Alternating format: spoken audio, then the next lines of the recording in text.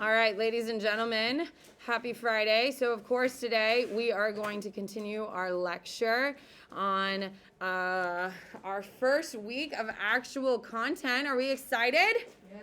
Yes, we have a test on Wednesday. Woo-hoo! So, this is your first normal week of content. Friendly reminder, you do have a vocab quiz on Monday, 1 through any word and 1 through 20 in a primary source. You have Tuesday vocab, any word, 1 through 30 in a lecture. And then Wednesday, the last piece of this class. You have not seen a test, which you will on Wednesday. There will be 25 questions, all multiple choice. And there's so many primaries. So excited. And your focus, your map, and your primary due. Raise your hand if you've already turned in your map. Excellent. If you haven't turned in your map, turn in your damn map so you don't have to think about it, yeah?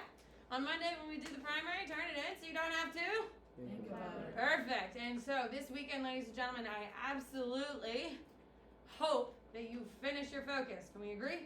If you get it done, your quality of life is just better going forward. Your focus is significantly shorter than the last one. Isn't that lovely? Yes.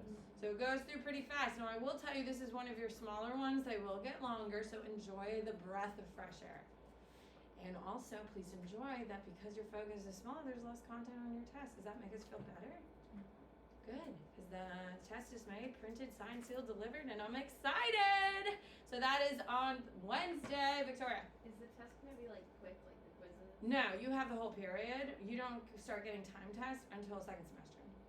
So we'll do a do now to help review.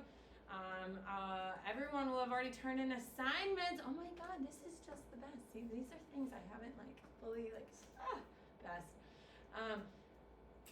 You'll have the whole class. So we're gonna collect the do now and then pass out the stuff, and then you have the entirety of class to do it.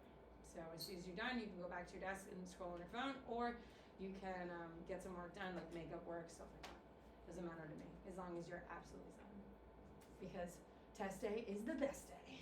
What do you got? Wait, when you say we're gonna get longer, do you mean like the one from last week or like the one we're gonna do? No, the one from last week was just obscene. Okay. You know, which is why it's worth 50 points. This one's only worth I think 30. Okay.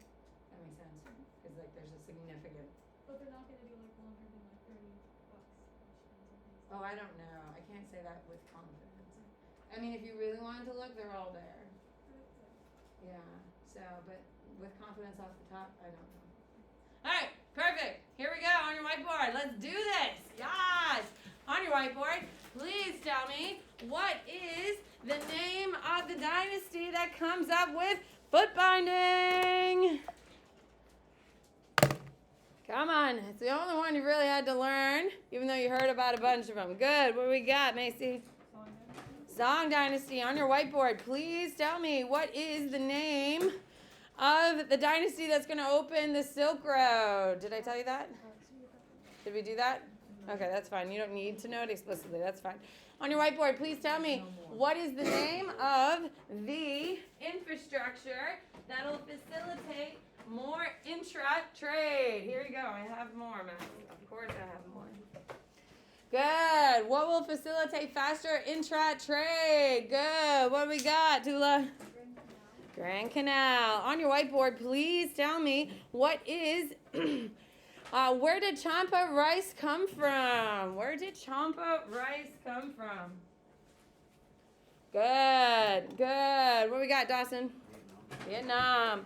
On your whiteboard, please tell me what is the name of the state-sponsored, in quotes, I have religion, but it's really a belief system. What is the name of the state-sponsored belief system in China? I got 1, 2, 3, 4. Good. What do we have? Amelia. Confucianism. Okay, so I do want to add a little bit more beef behind Confucianism. I just want to make sure I have a couple of extra things as we go. So ladies and gentlemen, if I'm writing on the board, should you write it down? Yeah, I don't do this for fun.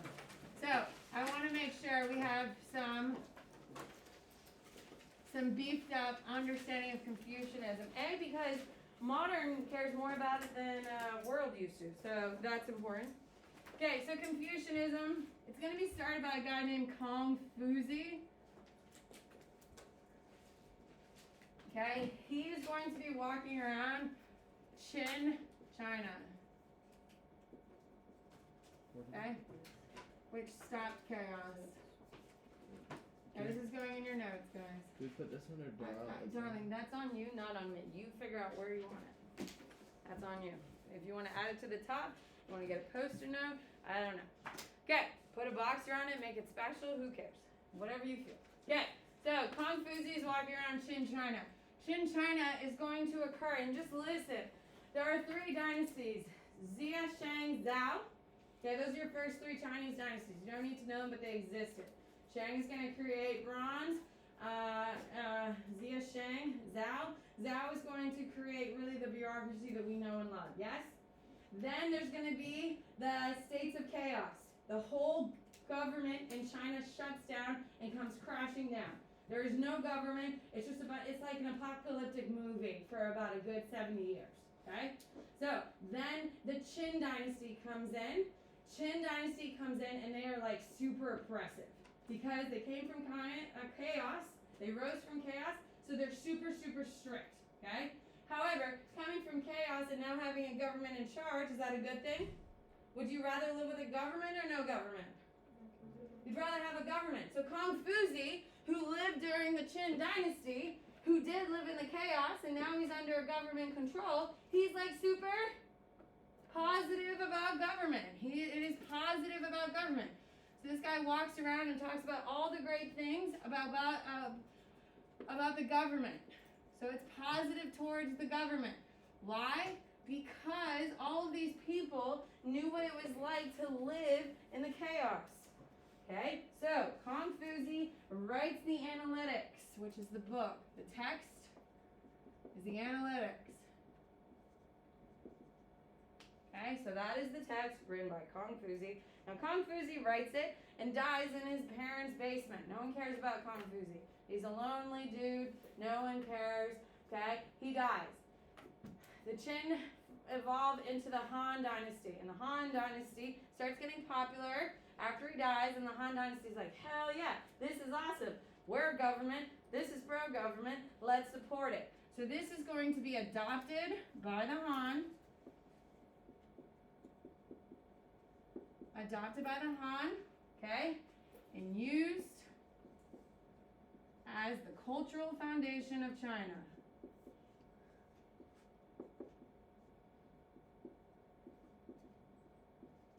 Now, I did talk about this. You have a little bit of this, okay? It is going to be the foundation of the education.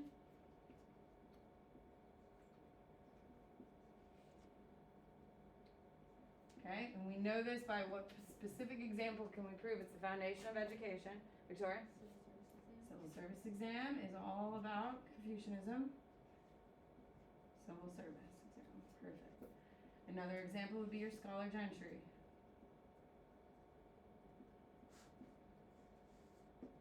Yes? Do we see how we're supporting this? Okay, so cultural implications. These are things we haven't really gone through. Okay, the first and foremost is what F word? Filial piety. Filial piety is going to be oldest male male family member.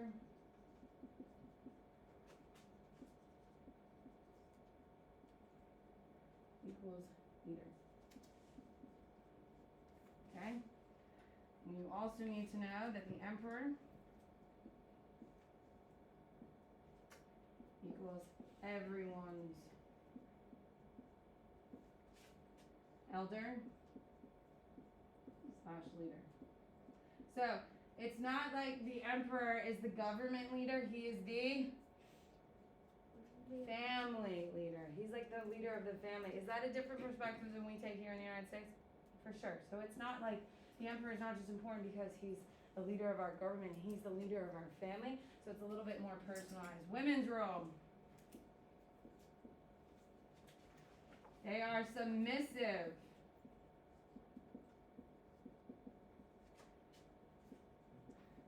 both husband, father, and and son. Okay. However, their role is to nurture and show respect with actions. Okay. Also, women. No. What is the term I'm looking for? Oh my God! When you cheat on your husband, we'll write chastity. It's not the word I wanted, but chastity is required. So marriage, loyalty, required to husband. So ladies, what happens if you cheat on your husband? Oh yeah, you get murdered. Horribly, by the way. Alright, so Confucianism, okay? We have filial piety. Oh, and I also want you to know, we also have underneath it, we are going to have ancestral veneration.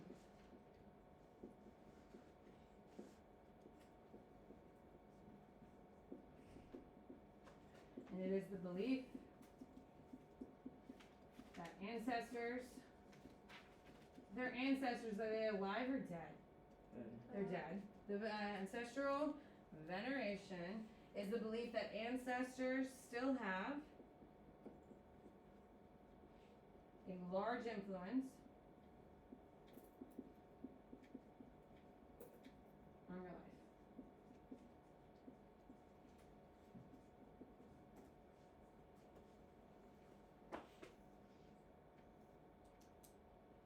Does that help with a little bit better understanding of Confucianism? Does that help? Okay, good. What do you got, Matt? Isn't like ancestral veneration like Shintoism? So you're gonna see it's pretty common in all Asian, and it kind of does dissipate. We do call anytime you believe that it is ancestral veneration. So yes, they do have a little bit of it in Japan, but it's like super hardcore in China. Okay. All right. Perfect. We good? All right. Excellent. Let's do it then. So we talked about that. Now let's go to Dar al-Islam. That's where I want to be today. Yeah. So Dar al-Islam, we started talking about it on this map yesterday. We got the Abbasid Caliphate. Okay. Of course, we have our holy cities of Medina and Mecca. Okay. Of course, they've taken over the Middle East, which is very much expected. They go into Asia, lots of Africa, and of course, they go into your European. Now, some things I do want you to know about Islam, okay, and that to understand, you need to understand the basics of Islam. So let's see, we have got Confucianism going. Let's just roll right into Islam, shall we? So, Islam. The prophet is who? Muhammad.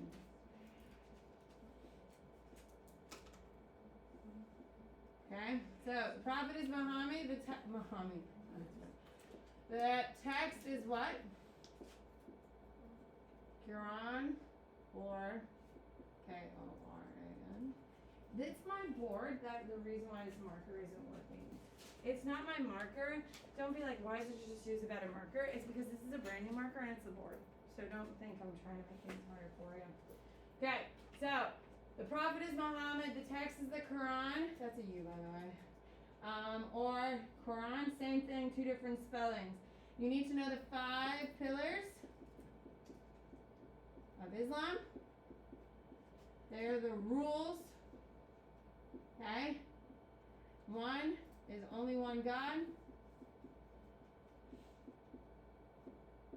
2, okay, is Hajj. Must go to Mecca. 3, almsgiving, which is charity. Did do you know that Muslims are the most charitous religion in the world? They give more money to charities than anywhere else, any other religion. Isn't that cool?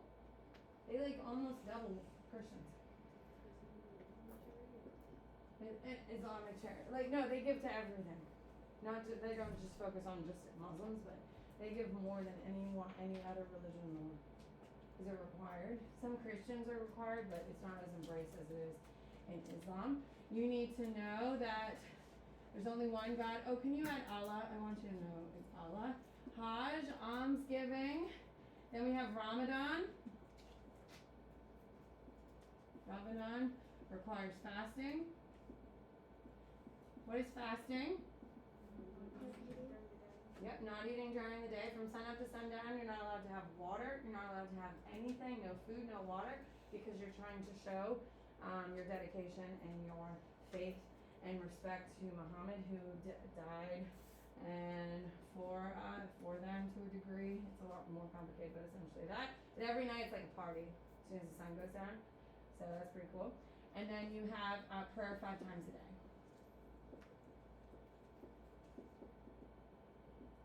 Now, if you go, anyone here ever been to a Muslim country?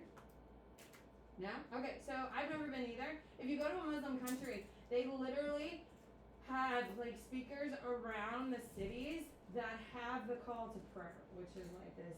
It's actually a song that calls the Muslims to prayer. So if you're like in a convenience store, like buying like snacks or something, and the call to prayer rings, what the shop owner is going to do is going to say, "Hi, thank you. Come back in like 15 minutes." And he or she are going to escort you out the shop. They're going to lock the door, and they're going to pull out their prayer blankets and begin prayer. Like if you're driving during the prayer, everyone pulls to the side and does prayer. Like if you're on a plane, when the call to prayer comes, like they pull out their, if you're on like Arab Airlines and stuff like that, they'll do the call to prayer during the service, but during the flight process, and they will try to allow as many people to go and do the full prayers, and they'll extend it for like an hour or 2 and stuff like that. So that's really cool. Can you imagine? And isn't that beautiful that the devotion to their religion, that they stop and do it 5 times a day? Like they wake up, the first call to prayer is like 5 in the morning. I think the last one's at like 8. So, I mean, it's beautiful. Anyway, so that's Islam. Okay, we're going to add maybe a little bit more to that as we go. Okay, so that's the basic foundations of it. Let's do it. Okay, so the Abbasid Caliphate is going to be your... Where did we leave off on Darul Islam? Did we start it at all? Hold on. Dawson, can you tell me? We got to the point. Darul Islam is the expansion of Islam and starts with the Abbasid. Okay, perfect. So, the first major Muslim empire is the Abbasid Caliphate. Okay, so what is going to happen is the Abbasid Caliphate is made up of 2 groups that are unified under one title. You need to know this. The Abbasid Caliphate is actually 2 separate groups that are unified under one title. Here, Abbas, thank you everywhere. Yeah. Thank you very much. Okay, the first group is the Mamluk Empire, which is right here, and the Seljuk Turks.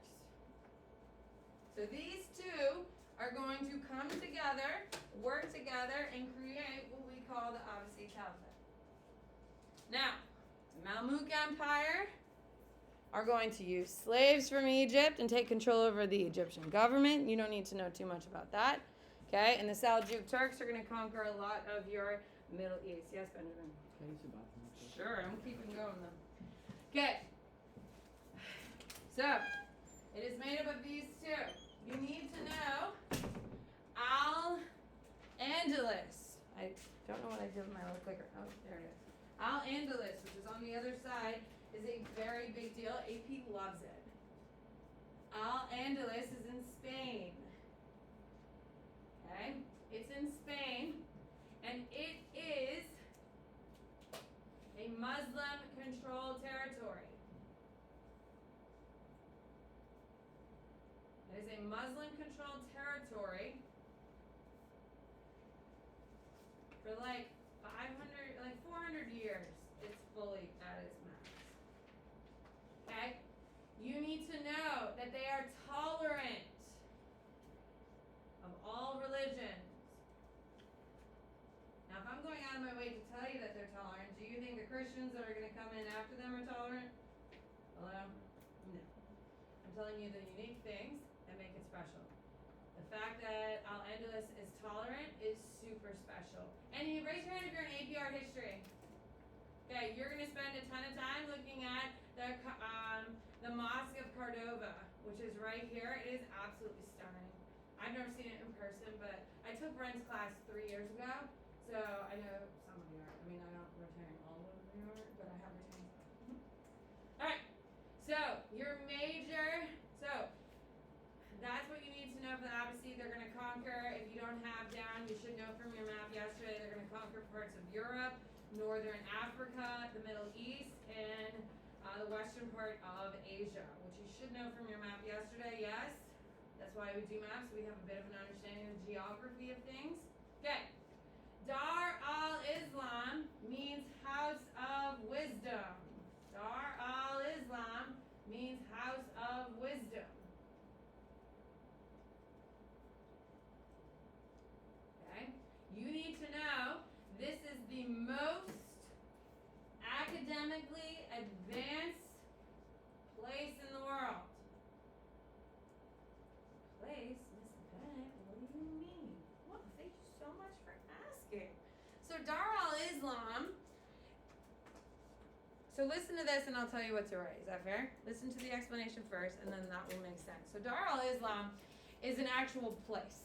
It's going to start in Baghdad. It's going to move to Damascus. It's eventually going to move to Cairo, and then it's going to move back to Baghdad. Yes? So we can see that it moves. It is like it's like a super university. It is where the art, math, science, the smartest people in the world are all coming together and working together.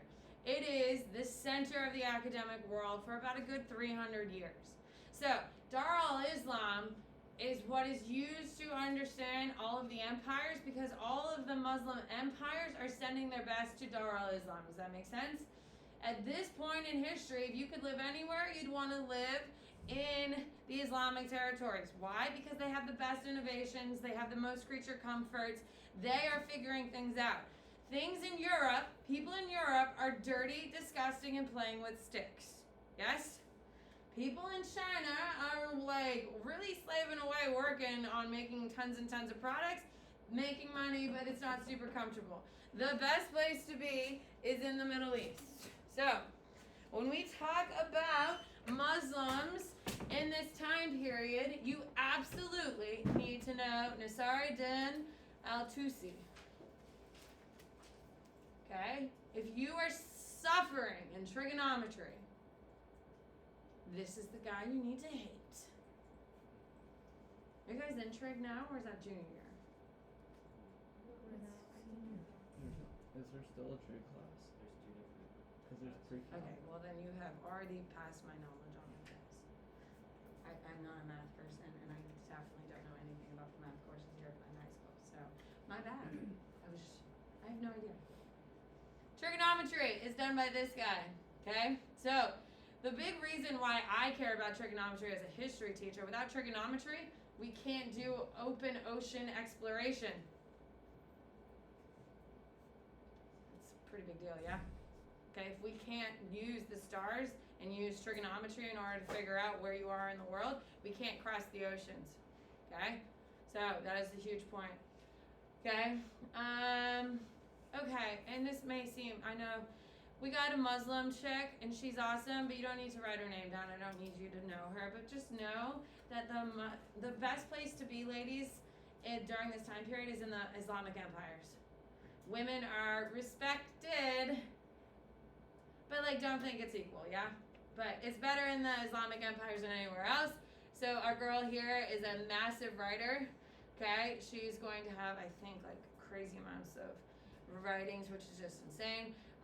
You do need to be aware that they are going to have the medical advances that are going to be leading the world. Surgery is invented here. Dentistry is invented here, for God's sake. They're going to be able to do resetting of bones was invented by the Muslims, those types of things. They're also going to be leading the way in medications. They're the ones figuring out what things will help and what type of things will help. I also think they invented what will later become known as like aspirin and stuff. Yeah, like I mean they're doing some wild stuff, right? It's so cool. Okay, culturally they are sharing and adding to Greek classics into Arabic. So those things you need to know that they're the ones spreading the math from India. Something you should know: the number 0 comes from India. However, we give credit to the Muslims because the Muslims are going to take it from India and share it with the world. Okay? So, the reason why we have a number 0, which is what is needed to do all the crazy math that we can do, not that Samantha Bennett can do, but other people can do, is because we have 0 as a placeholder now. And that's going to be created by the Indians, the Gupta if you really care, but you don't need to know that. But it's actually going to be the Muslims that are going to spread it. Our number system is called what? Face value. No. It's the Arabic number system. You didn't know that? It's an Arabic numeral system. That's where all of our numbers come from. From the... Yeah. That's it. Alright. So we've already kind of talked a little bit about Islam. You know it's monotheistic. You know the prophet's Muhammad. You know the holy text is Quran. We've already beaten to death that it is a Abrahamic religion. Yes. Okay, if you don't know that by now, like, please leave. Okay? It is spread through merchants is a big deal. Islam is the most popular religion on the Silk Road and the Indian Ocean Basin. It is wherever trade is happening, Islam is going. Okay? Trans-Saharan trade, Islamic. Indian Ocean Basin, Islamic. Silk Road, Islamic. Okay? Now, this is a huge concept, Sufism. I would put a big star next to it, ladies and gentlemen, and then we're going to do some boards.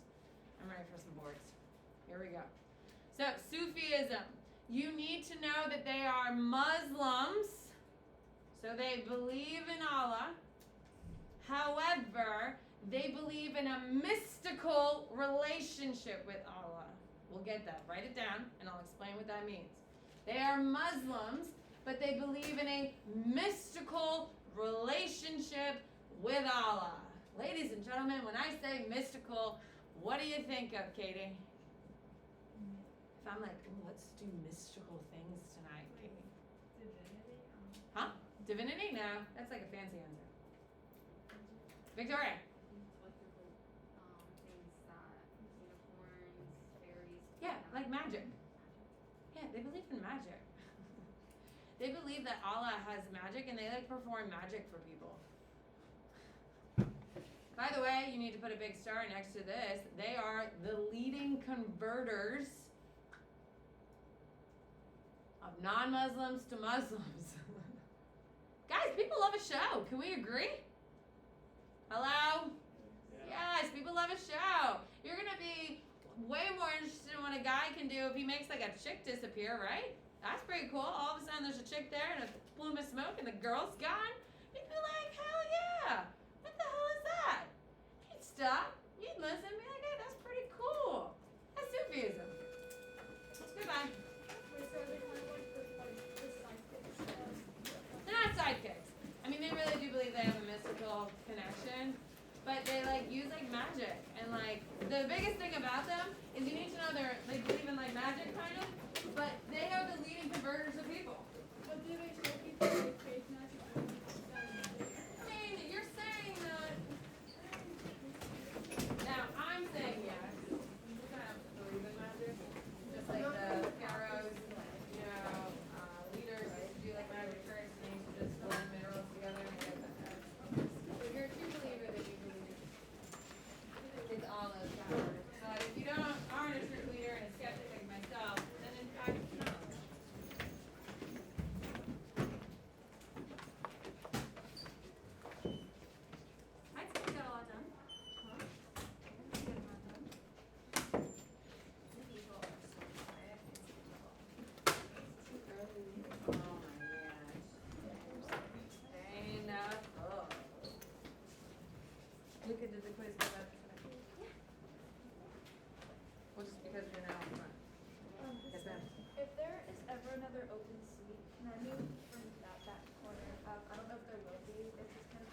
If it's a vision thing, then we'll shuffle people Okay. for sure. But For sure. if it's not. But can you my remind me on preference, Monday, because yeah. I'm not gonna remember. Yeah, that's okay. And I'm not trying to be dismissive, but I Yeah. just know who I am as a person, and Yeah. I'm not gonna remember. So will you please remind me on Monday, and we will Yeah. find a spot. Okay. Is that fair? Yes. Not a okay, problem. Thank you. I apologize for that.